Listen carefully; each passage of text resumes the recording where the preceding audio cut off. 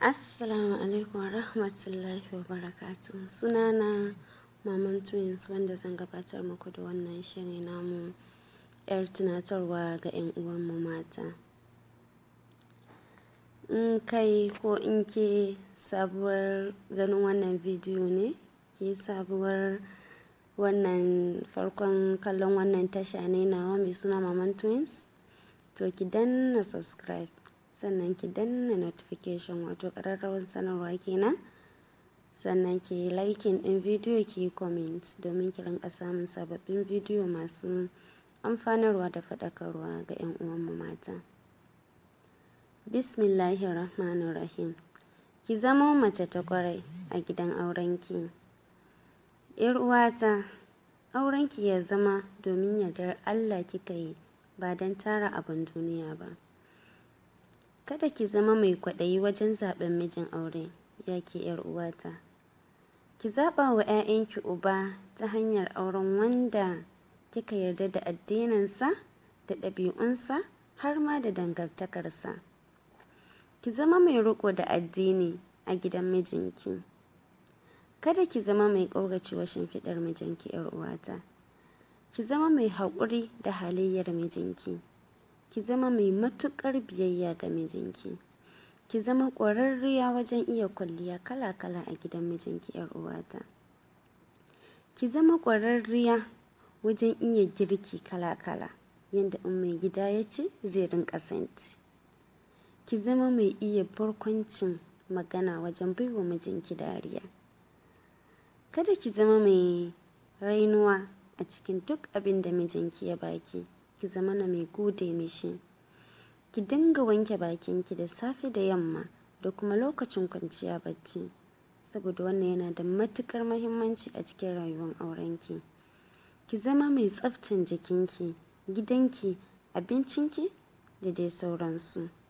Ki dinga girmama iyayen mijinki kamar yadda kike girmama iyayenki da 'yan uwansa da abokanansa, saboda iyayen mijinki iyayenki ne. Kada ki zama mai satar kayan mijinki, 'yar uwata.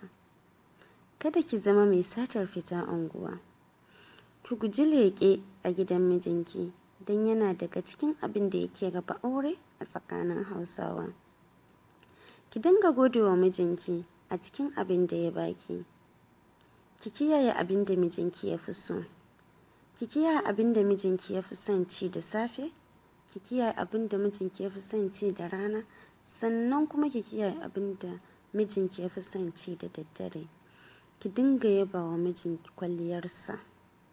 Ki dinga yawan neman shawarar mijinki akan duk wani al'amari da zaki. Ki yi kwalliya, ki tsane tsaf kafin dawowar mijinki, 'yar uwata.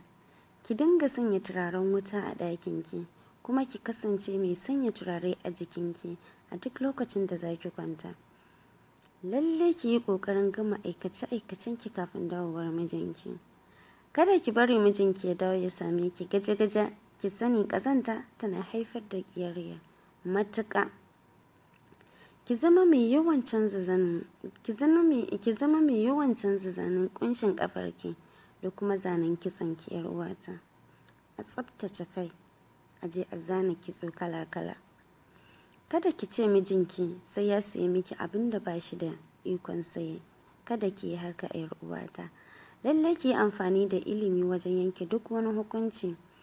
Ki yi shiru a duk lokacin da mijinki yake miki faɗa ko nasiha, ya ke 'yar uwata. Ina fatan Allah ya ba mu ikon aikata wannan aiki. Allah ya ba wa mata ikon aikata wannan aiki da juriya da haƙuri a gidan mazajenku. Ni ce taku, Maman Twins. Ina fatan za ku danna subscribing, sannan ku danna notification wato ƙararrawar sanarwa, da liking har ma da comment. Na gode. Sai kun ji ni nan gaba.